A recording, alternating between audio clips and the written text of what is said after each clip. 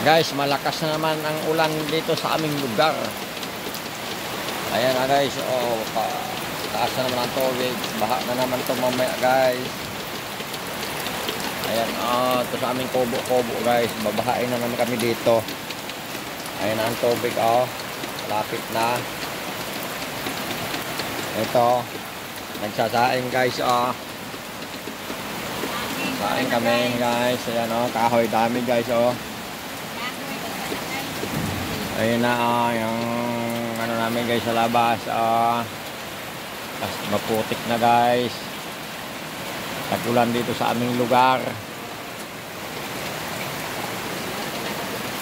Ang aming bahay doon sa kabila guys, di pa natapos, marami pang kulang, sahig, dingding, pero may bubong na at hollow block sa ilalim.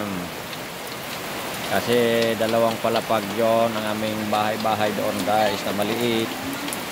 Hindi pa matapos-tapos. Kulang ng budget. Kaya dito muna kami sa kubo-kubo. Ayan, kubo-kubo namin guys, Kubo-kubo.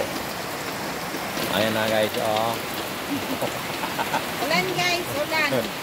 Ano masasabi mo? Wala kang masabi. Ulan, tulo ang payag. Tulo daw kami kubo-kubo guys. Tulo kami kubo-kubo dito.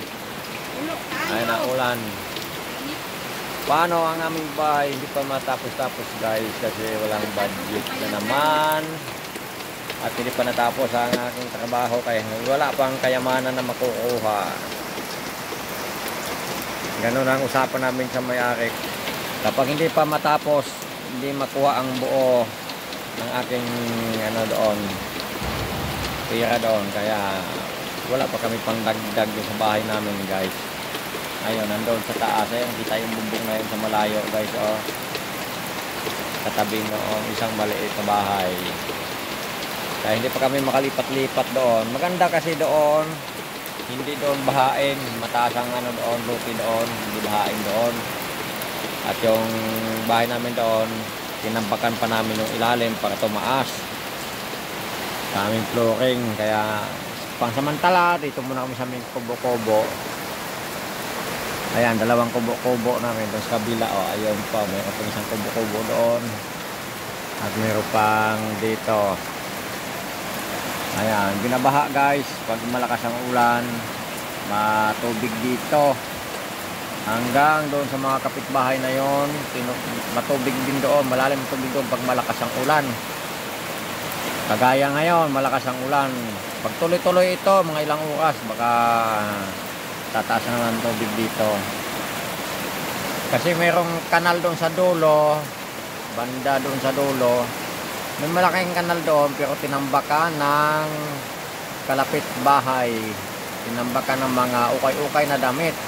Sako-sako, tinambakan at nabarahan yung kanal na yon na palabas ng doon sana lalabas ang tubig. Ngayon hindi na makalabas dahil tinambakan yon ng katapat bahay. Ewan ko lang bakit walang nagreklamo doon na mga kapitbahay. Kaya ang tubig dito sa amin papunta, pabalik dito. Bis palabas, bumabalik dito sa mga kabahayan. Ayan guys, yun ang dito, problema sa amin. Mababa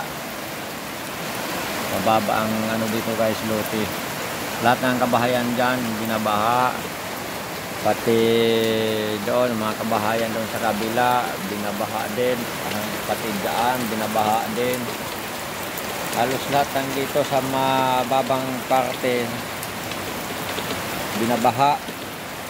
Pagkabanda doon naman sa unahan doon, yan doon sa unahan, mataas doon kaya hindi binabaha. Malapit dun sa highway, kalsada, hindi binabaha doon. Dito sa amin binabaha kasi dito ayun na yung tubig guys. Ayun na yung tubig. Ayan, pataas na yung tubig. Okay na sana kung matapos ng aming doon, yung bahay. Kunti na lang kulang. Ding, malit lang naman yon. Sahig, pansikang floor at dingding. Giron lang nga yung didingding.